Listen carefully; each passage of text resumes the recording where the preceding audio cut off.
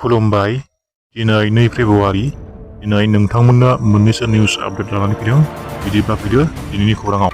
फैगौ फेब्रुवारि दाननि 3 आरो 4 अक्ट'आव आसाम दावबायफैगोन गाहाय मन्थ्रि नरेन्द्र मदि बिथाङा मिथिनाय बायदिब्ला गावनि सरकार सालायनाय समनि गाहाय मन्थ्रि नरेन्द्र मदिनि बेनो जोबथा आसाम दावबायफैनाय जागोन आरो 4 फेब्रुवारि अक्ट'आव खानापारानि मोनसे रेलियाव बाहागो लाफैगोन आरो गोबां मावथांखिफोरनि खन्थाइ खाम्फा आरो जौगालु बिथांखिफोर बेखेवफैगोन होनना खौरां मोन्दों।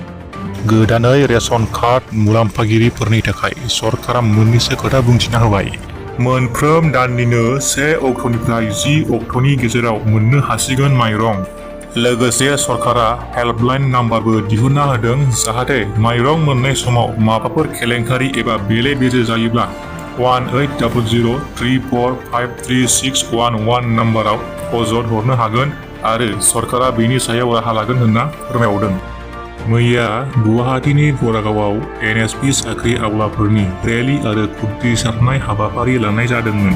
बे हाबाफारियावनो बर'नि मुंदांखा सावथुन मुलुगनि फेस्ला फावगिरि बिथां मेन्डेलाखौबो बाहागो लाहैनायखौ नुनो मोन्दों।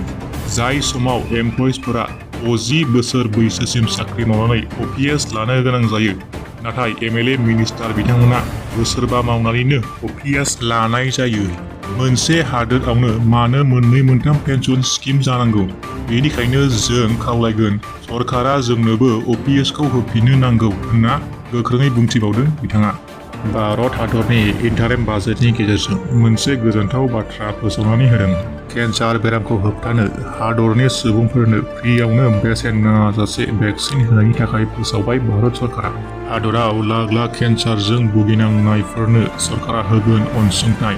हादराव थाबैनो फ्रियावनो भेक्सिन थुनाय हाबाफारिखौ सोलिगोन होनना मिथिहोबावदों भारत सरकार। आरबिआइआ पेटिएमनि गसर थिसनदों।